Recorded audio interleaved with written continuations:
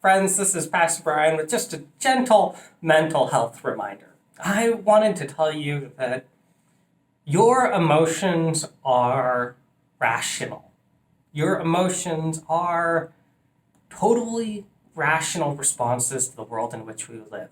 Some people create a false dichotomy between emotional thinking on the one hand and logical or rational thinking on the others, but that just obscures the obvious fact.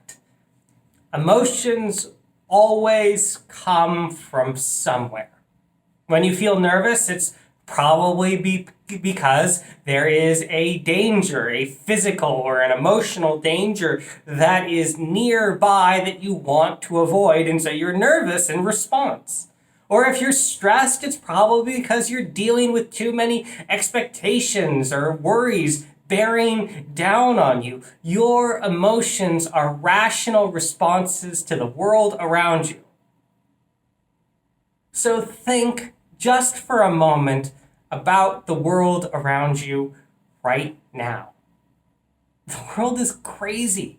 Most of us are sheltering in our homes, religiously washing our hands, trying to protect against a threat that you cannot see, that you cannot detect, and frankly, you might have already been infected, you just cannot know. And if you're not feeling anxious in response to all of this, just give it a week, because anxiety is the most rational response to the world in which we find ourselves. So I just wanted to give you permission to feel anxious, to feel worried, to feel stressed. None of that is overreacting. In fact, we're in this situation because so many of us underreacted to a threat when it was far away. You're probably not losing your mind. My guess is that the world changed so much so fast that your mind is going to need a little while to kind of catch back up. So what should we do? Well, take comfort in the fact that our preparations are working. Hand washing, social distancing, wearing a glove or gloves or a mask if you need to. Those things aren't perfect on your own. They can't guarantee safety, but together we are protecting people. Together we are slowing the rate of infections. We are bending the curve.